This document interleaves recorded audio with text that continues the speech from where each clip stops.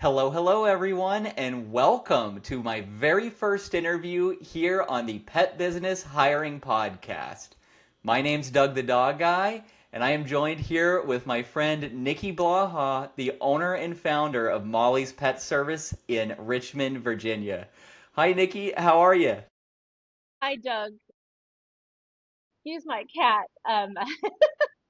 I am doing great. I am so thrilled to be here. I am fangirling a little bit because I I am I'm just so thrilled to be here. I mean, I'm you thrilled helped. to have you. I'm so honored that you were willing to be my very first guest. This is so exciting. I had no idea I was going to be the very first guest. I didn't know what I thought, but the first no, but you just helped me so much through this journey. I found you right at the right time. I was thinking about hiring, was, you know, kicking the kicking the can down the street. I don't think that's the right expression, but you know what I mean. And then I think I was on a Facebook group, one of our Facebook groups, and that you and I probably subscribe to. And I asked a question about hiring, and someone mentioned your name, and I reached out, and it was literally one of the best decisions I've made as far as my business is concerned and hiring. Well, The- thank you so much. That It that means a lot to me, and I have been so inspired seeing how much you have accomplished in such a short amount of time. I mean, it's been incredible. You made your first hire this year, and then how many team members do you have currently? five. That is amazing. You should be so proud of yourself. Yeah, did my first hires. I planned on just hiring one person, and then I had three great applicants come in, and so I said, why not hire three? And I did, and I thought, well, what's the worst going to be happen? I'd be overstaffed, but I was not overstaffed. I realized pretty quickly that I need to hire more. That is an amazing problem to have. Yeah, exactly. Let's take it back to the beginning. Before we talk about hiring too much, tell me your story. How did Molly's Pet Service come to be? Well, people are probably wondering why I named my business Molly's Pet Service when my name is Nikki, and people call me Molly all the time, and why wouldn't they? But I named it after my dog, Molly. Molly came to me as a foster. She was already older. She was about 8 or 9 years old. And we just really bonded right away. I still was going back and forth. Am I really equipped to take care of a dog? This was before COVID. I was going to the office 8 hours a day still. And, but you know what? She really didn't give me much of a choice. She decided that she wanted to stay with me, and she followed me around everywhere. And then one day somebody called and said that they were interested in adopting Molly, and I said, well, I'm sorry, Molly's not available because I'm adopting Molly. And Molly passed soon after I started the business. And like I said, a lot of people call me Molly. They get embarrassed when they realize what they've done, that they called me the wrong name. But it is absolutely not the wrong name. I absolutely love it because it makes me think of Molly. And I'm very happy that I was able to do this for her. But That's amazing. yeah, yeah. And so, but how I started Molly's Pet Service. I was in the corporate world. I was an actuary. I have to think. I think for 25 years. But Wow. somebody once mentioned something to me one day about like how cool it would be to, do a dog walking business. And that idea just never left my head. And I would sit at my desk and fantasize about opening up my own dog walking business. And then one day I just decided to do it. I had to try because what's the worst that could happen? I fail and I do something else. And 2.5 years later, still going and still growing. It's amazing. That's incredible. Tell me, you spell Molly's with a Z. Why do you spell it with a Z? Well, yeah, and it's not because I wanted to stand out or be cute or anything like that. But when Molly came to me, I had a two-seater car. I had actually a two-seater car and a two-seater truck. And like I said, she was a bit older when she first came to me. And I could tell after a while that she was getting kind of uncomfortable sitting in the front seat with me, and she needed to stretch out. And so I ended up, mind you, this is when I was in the corporate world and I was had more disposable funds.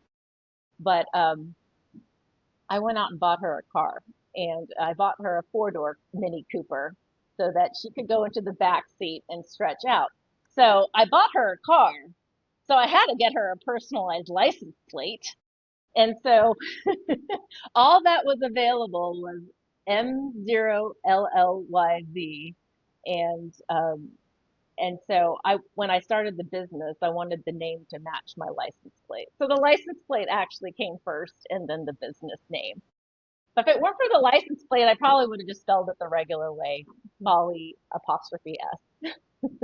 I love that. I love that. I remember you telling me that story, I think on our very first Zoom call, and I remember thinking to myself, this is my kind of people. You are my type of person.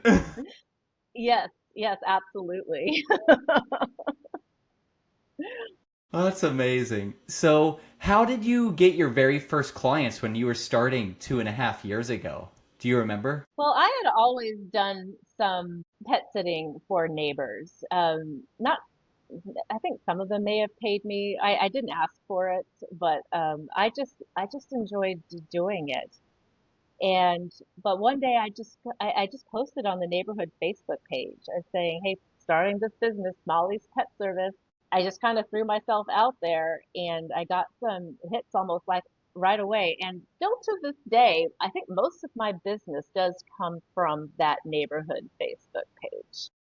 I want to Wow. say I I want to say Michelle Klein the other day, I can't remember where, but she said that people are underutilizing Facebook by about 90% as far as advertising and posting. And I think that kind of agrees with that statement that people still do look on Facebook and they ask for recommendations. So Yeah. I would say Facebook is still where I get a lot of my clients, and I think Google is probably a distant second. Yeah. Yeah. Facebook groups have been great for me and my business also. Yeah, yeah. Keep keep keep posting. Yeah. So when you started 2.5 years ago and you were posting in these Facebook groups, did you ever think that you would be hiring and growing a team and doing everything that you're doing now? No, I did not. I thought maybe eventually I would hire, but the thought of hiring just seemed so overwhelming that I didn't really know when to start. But then it's when I posted some question and I was asking about hiring, and I think I posted a question that I think you said that you get all the time. It's like, do you hire first and then get the clients, or do you get the clients first and then hire, or something like that? Like it's like a which comes first, the chicken or the egg question. And I Right. asked that same question, and someone responded and said, you really should reach out to Doug and connect with him. He will guide you, and you certainly did. And 2.5 years ago, that I posed that question, and I got in touch with you, and I remember you saying, Nikki, you absolutely need to hire. Let's get you your first hire by spring break, and I think we pretty much did it. Yeah, yeah, I remember us having those conversations, and you were nervous about the timeline, and I wasn't nervous at all. Because we were talking about your numbers and your revenue and just seeing your personality and how passionate you are. I'm like, if anyone can do this, especially on this fast timeline, it's Nikki. And you pulled it off. I mean, look at you now with 5 employees. It's really incredible. No, thank you. That really means a lot hearing that from you. It really does. Tell me more about like your hiring process. What are your steps? So I put a job post on Indeed, and there I have a job description, and I specifically say on the job description, in order to be considered, you have to go to my website and fill out the application there. So it is very surprising, or maybe not so surprising, how many people would just blindly apply on Indeed and not read the job description because they never went to my website to fill out the application. So I feel like that is kind of a step in the interview process right there, weeding out the people that don't care enough to read the job description before they apply for a job. So I think the ones that actually read that and went to my website and filled out the application, I already knew I was already getting a good feeling about these people. And then, so if I think that everything looks good on the application, I do look for, I don't know if this is generational, but I do look for good grammar, full sentences, punctuation, because I feel like a job application needs to be taken seriously and you need to write and fill it out seriously. And Absolutely. I think that's yeah, so important. I will throw out someone with tons of experience and great credentials if they have a grammatically awful application. I can definitely write better than I talk. I'm going to have to work on this with a new podcast, I guess. I'm the same way. I definitely write because I have time to reflect and process things as I write. Yeah. Well, and you post a lot of articles on your LinkedIn, which I think is really cool. Yeah, and I have gotten a lot of feedback. I feel like when I get a little bit overwhelmed and I think things uh, things are just a bit chaotic, I like to sit down and just write out a LinkedIn article and get the story out there and give tips and tricks to other business owners, um, mainly to make them feel that if they're going through some of the same things I'm going through, they're not alone. And but I do think one of the articles that I got the most feedback was that very first post that I made where I went through the steps of how I started the business. That is like getting a website, getting a lawyer, uh, getting an agreement, et cetera, et cetera, et cetera. So I did get some personal message saying that was such a good share because I am really thinking of doing this and now I know actually how to start. Oh, that's amazing. That's But great. yeah, but I do like to get out there, different aspects, different struggles of a small business ownership. Yeah, yeah. I'll link some of your articles in the podcast notes so people can go read them. Okay. They're really great. I love that you're putting this information out there. I think it's so important for us as small business owners to really bind together and support each other in any way that we can.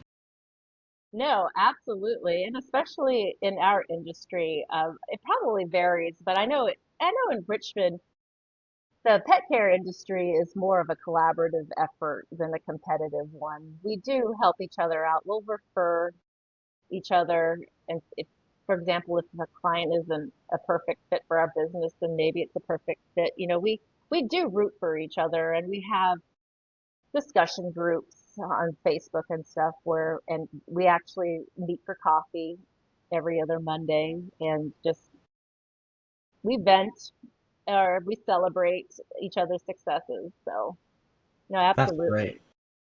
That's great. So going back to your hiring process, you have these applications come in.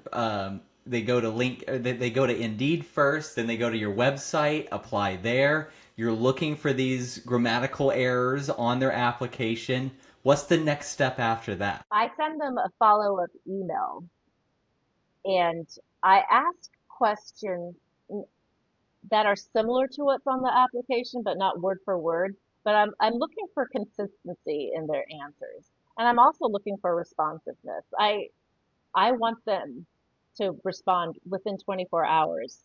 I've had people respond like a week later. I'm just like, no, not taking this seriously. But if their response is pretty quick and they write full sentences and use good punctuation and grammar, I will move forward and I will send them a Calendly link to a Zoom interview. And usually when it gets to the Zoom interview, at least from what I've experienced so far, it's already looking pretty good if they've gotten that far. Um, I don't allow them.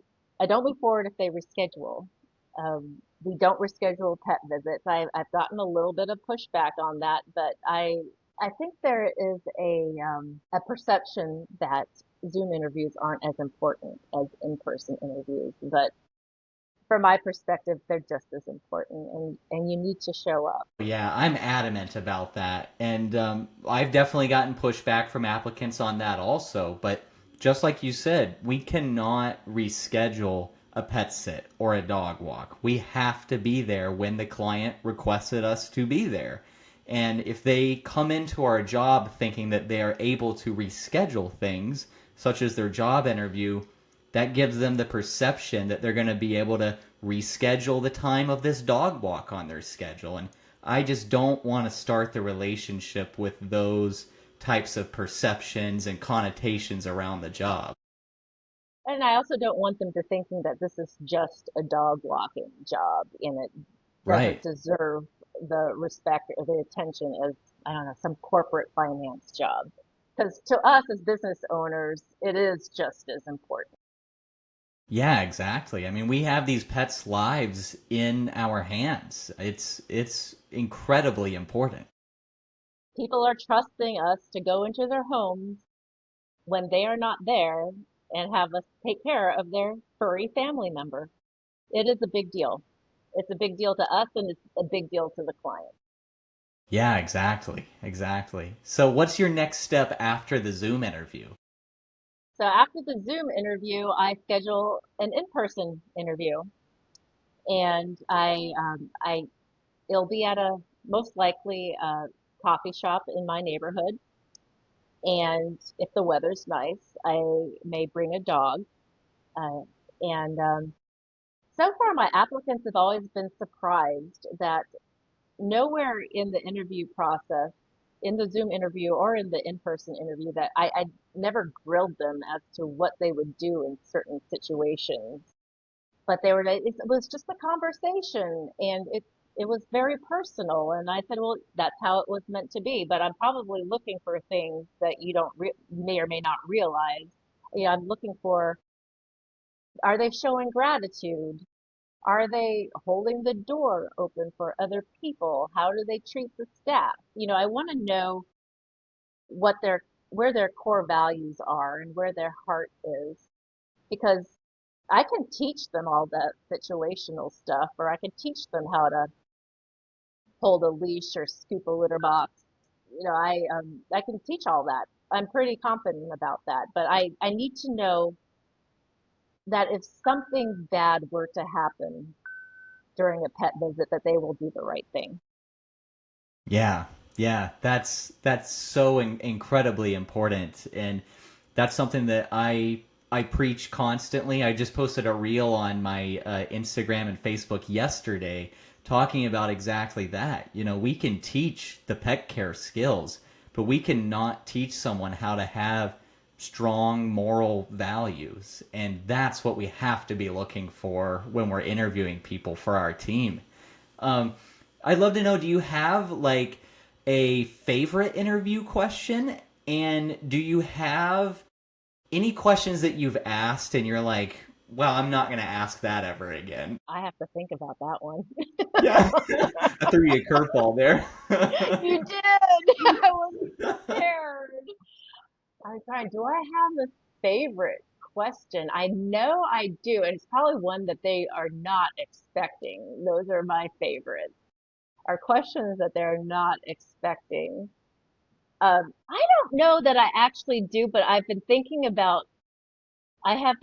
about trying some. I think it was that Antarctic explorer Shackleton, when he was interviewing people, he would ask them if they could sing, even though it had nothing to do with exploring or whatever. But it was just to kind of see what their personality and how willing were they to open up, or I mean, if they said they could sing, like were they willing to sing a few bars and stuff like that. I think they just wanted to see their personalities.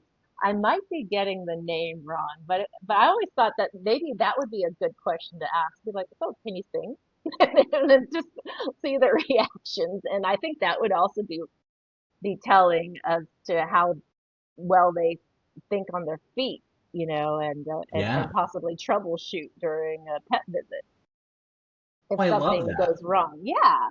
Yeah. I love So that. I'll let you know how it goes next time I start interviewing again and I ask that question.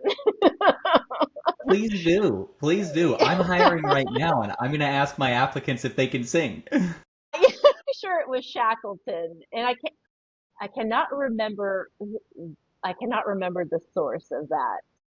It it may be Joey Coleman. I think I was listening to the Joey Coleman podcast, or no, I was listening to the audio book of his book, how uh, Never Lose an Employee Again. I think that Yeah. was it. I think that was it. And I was listening to that coming back from the Dog Coast Summit. Oh man, I'm such a fan of Joey Coleman. I have both of his books on my bookshelf back here. How to Never Lose a Customer Again, and then How to Never Lose an Employee Again.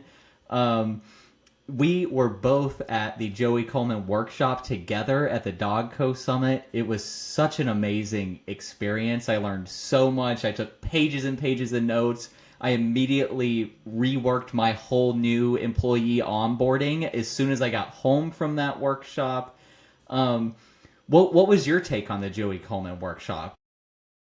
Well, like you, I was very inspired by it and very impacted by it. There was a couple times where I kind of like gasped, and I think the whole room did. For example, when he said 74, 74% of people in this world are desperate to know that they matter. And I mean, I think everybody just kind of stopped and looked at each other, and some might have even teared up because I think that is true. And he brings that up because we need to tell the employees that they matter, that only 10% of employees are going to leave because of pay, but if they feel valued and they feel seen, they're most likely going to stick with you. And and having a high turnover rate will really impact your bottom line, probably more so than client turnover. You really want to keep good talent.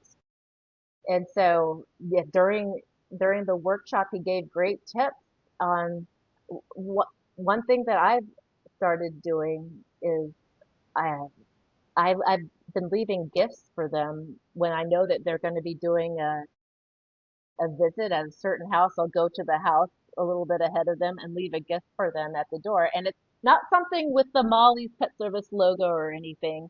It's something that tells them that I've been listening to their conversations, and I've been I've been listening to what they're interested in. For example, one of my employees loves going to concerts, so I got her one of the see-through uh, pouches because I think in order to be concert, what do you Yeah, call it, regulated, or you have to have these see-through in order to allow a bag to go into a concert. So I got her one of those, and she's like, "Oh, that's so thoughtful." So that's I heard her. amazing. Yeah.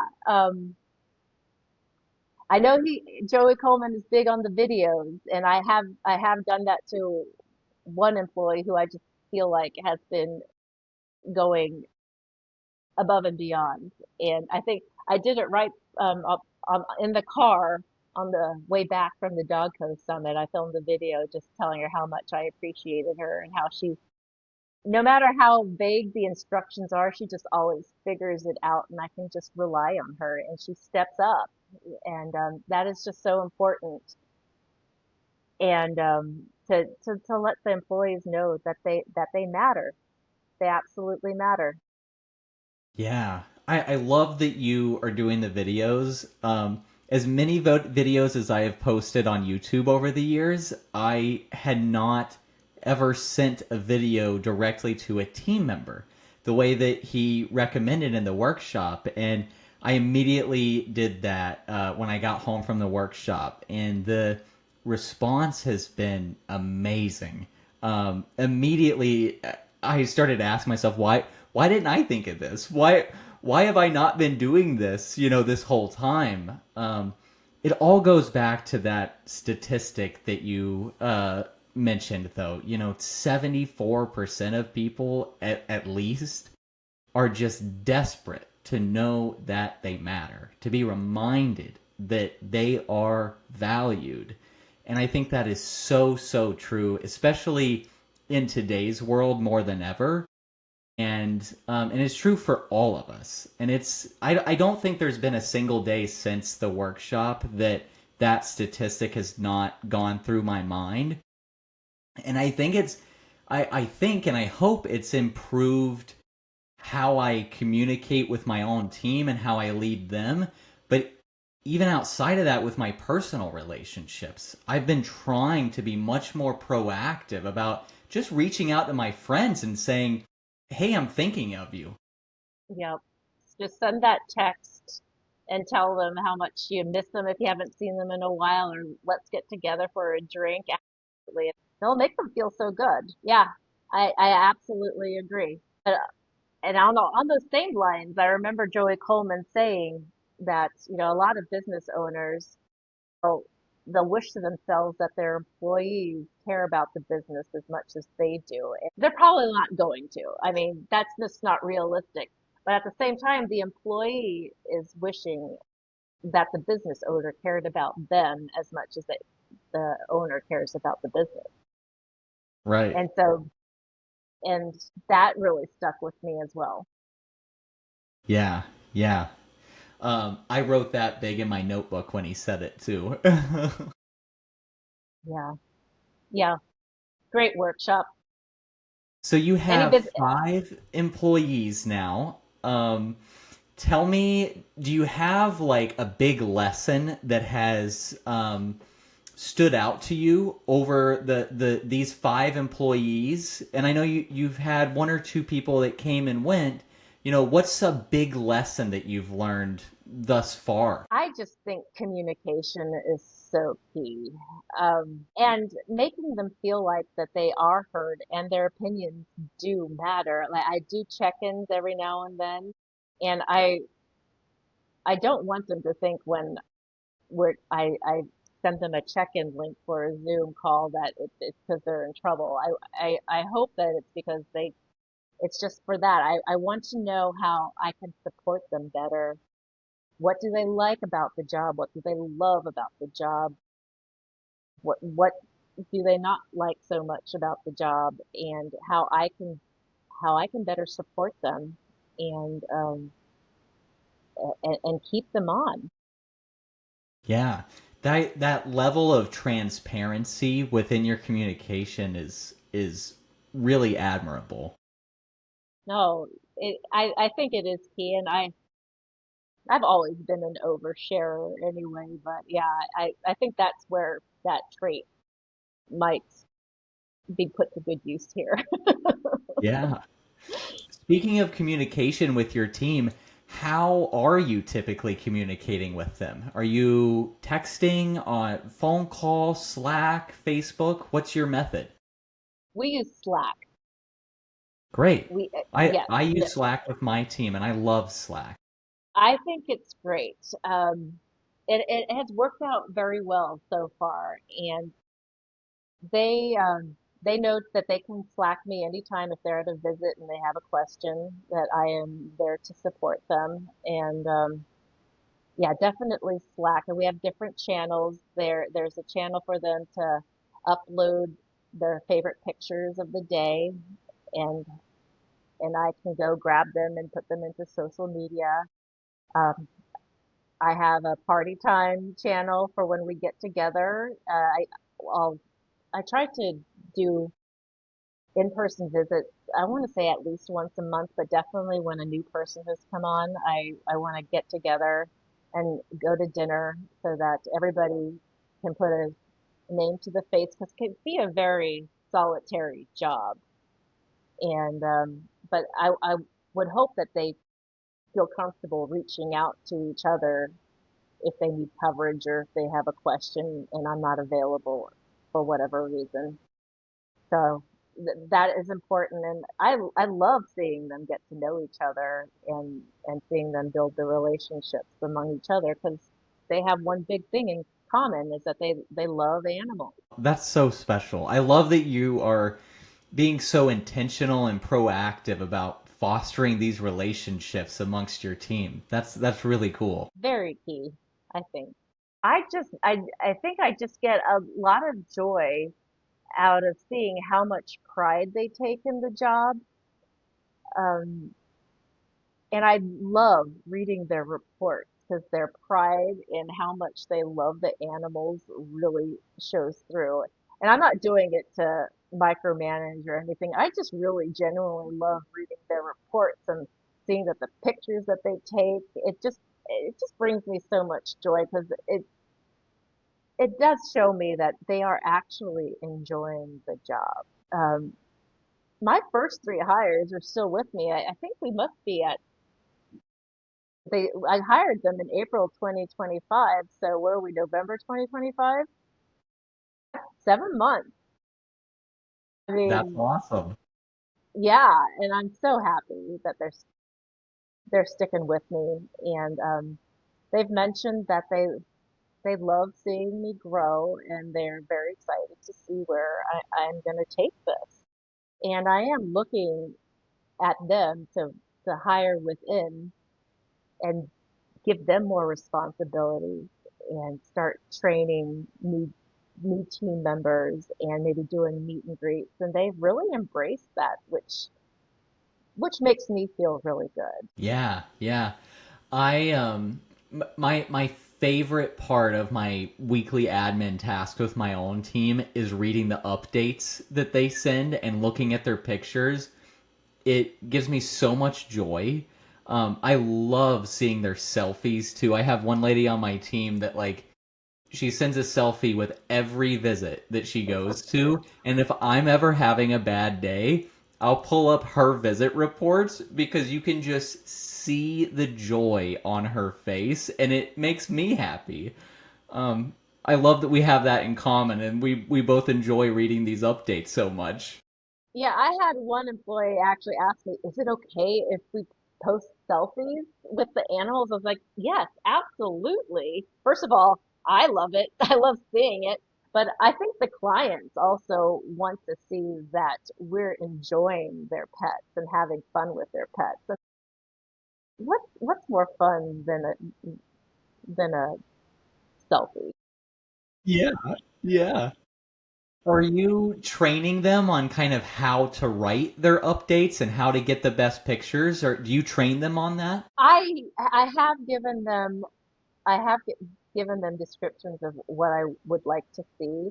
As time passes, I know I want to hone in on that some more. And I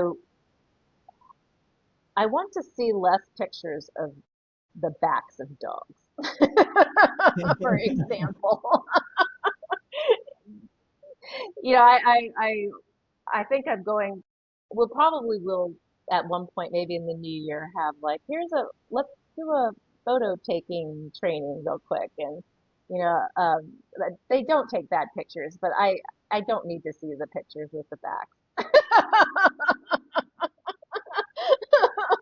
With, walking along with the leash, and no, you can skip that. Yep. Yep. When I onboard new team members, we have a whole 30 minutes of onboarding is set aside to how to write the best updates and how to take the best photos. And that's something I harp on in that section of training is no pictures of dogs' butts, no pictures of dogs pooping or peeing or none of that. Like, Yeah, I I myself am never taking a picture of a dog peeing or pooping because I feel like I'm invading their privacy. right. Dog can't do that. Yeah.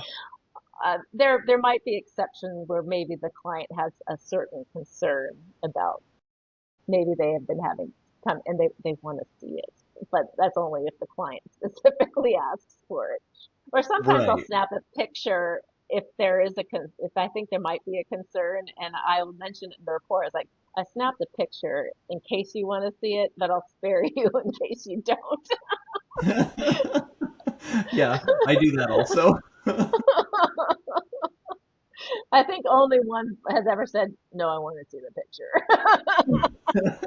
That's great. I'm working on the second version of my positive hiring course right now, and one of the things I'm doing with the updated versions, I'm adding a lot more information about really how to train your team. So we'll be talking about a lot of this kind of stuff in this new version of the hiring course, and I think it goes right along with retaining your team members as well. And like you said earlier, having a high turnover rate for your team can really kill your bottom line. It's expensive to hire and onboard them and train them and get them all the supplies that they need. These costs do add up, and if we have a constant flow of new people in and out all the time, there goes our profit margin. So I think the training that we give them is just goes right along with retaining them. No, absolutely. And you're probably not even taking into consideration your time because your time too is valuable in training them. But yeah, there's the supplies and the CPR, first aid training, and the dog body language training. It adds up very quickly. I'm going to become a CPR and first aid instructor for pets. Well, that's cool. That's really Yeah, cool. I didn't tell you that. I can't remember who I told. But yeah, I'm going to go there in January. I go to North Carolina in January, and I'm going to become an instructor. And I think that will help me, like, maybe give the tools to my employees to feel better about their skills during visits. And plus, I think it'll give clients a little bit more security too, that I'm an instructor and I probably have all this knowledge locked and loaded in case something happens during a visit, which hopefully it doesn't. But if it does, That's amazing. That's amazing. yeah, That's such a cool way to be able to support not only your team and your business, but your overall community as well. yes, there are no in-person classes in the Richmond area, so I'm hoping to fill that need. Wow. This is very cool. I'm I'm very surprised excited that about it. there's no classes in Richmond. You're traveling all the way to North Carolina to get this teacher certification? Wow. Yeah. I'll Very be there cool. for it's going to be a couple of days. It's going to be very intense training. No, I searched far and wide for in-person training because I think it's so important to have the stuffed dog to practice on and get some good hands-on training to really hone your skills. Yeah. Yeah. Well, tell me what's next for Molly's Pet Service and your team, and what's on your vision board for 2026. So for 2026, I do want to scale more. I want to hire more people. I'll look into maybe expanding my service area. Right now, our service area is pretty tight, which I kind of like, so that we're not zigzagging all over the place. But maybe slowly bleed out the service area. I want to go into automations more, and I want to create some like chat bots so that if if an employee does have a question, a first aid question or something like that, that they can ask a bot a question and it spits out the answers versus having to look through PDFs and trying to find the answer. I want to give them the tools that they can do their job much more efficiently and effectively. Yeah, yeah. Um, that's also on my 2026 project list. I have never trained an AI bot. I don't know anything about it, but we're both in the Dog Co Mastermind, and Robert Strickland, who runs the Next Level Pet Businesses Facebook group, he leads a Tuesday office hour for the Dog Co Mastermind, all about AI and automations. And this week he was talking about how to train an AI bot. And I'm like, I'm gonna rewatch this office hour 10 times and I am going to do this. Yes, um, same. I am going to do this. I the hardest part is just doing the legwork, making sure everything is documented so that you can then upload it to this chat box but you can still then train it afterwards to add information. And I would want my employees to try it out if ever they have a question and if something doesn't pop up, we make sure that it gets in there and build it up. Yeah. We can be each other's accountability buddies on this. I would love that. Yes, let's do it. Awesome. I need that. I need that. That's awesome. That's awesome. This is just one more way that we can, better support our team and be better leaders and like you said, make sure that they have the resources that they need to do their job effectively and efficiently. And that's what our job is as the leader of the business. Yep, I absolutely agree. I'm so excited to see everything that you do with Molly's Pet Service in 2026. And I've just been so inspired seeing how much you've accomplished so quickly over the last year, over the last 2.5 years, but especially over the last year. It's really been amazing, and I just hope you are as proud of yourself as I am of you. Oh, that really means a lot. But I really couldn't have done it without you. If I hadn't have reached out to you, I mean, I don't know where I'd be right now, but you broke things down so nicely and said, you know, the, do steps one, two, three. I took your hiring course, which also broke things down so nicely. And I was able to make my first hire with confidence and that I wasn't going to get into any sort of legal trouble. I mean, that's the main thing. I think that's probably the biggest fear of hiring is like, am I going to get sued?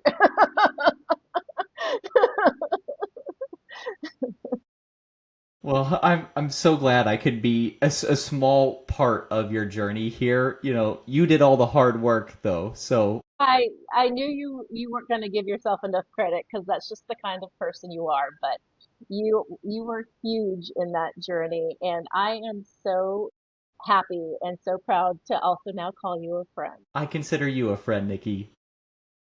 This is wonderful. I appreciate you so much taking the time to sit down and talk to me today. So excited to have you on the Pet Business Hiring Podcast. I will put all of your links and your info down in the description below so everybody can click through and see your social media and go to your website, read your articles on LinkedIn. Um, Before we wrap up here, is there anything else that you want to mention? You want to give the plugs to your website now? Oh, yes, I am re having my website redesigned and it's actually going to launch tomorrow. So this is really good timing. Well, I think Exciting. I guess by the time this airs, it'll already have been launched. But my website is www.mollyz with a Z petservice.com and my Facebook is Molly's Pet Service Mollyz, and my Instagram is Mollyz_pet_service. Awesome. All right, I'll put all those links down in the description below. Nikki, thank you so much for joining us today. Thank With you so that, much for having me. with that, I'm Doug the Dog Guy. This is Nikki Blaha, and we are reminding you to stay positive. Stay positive.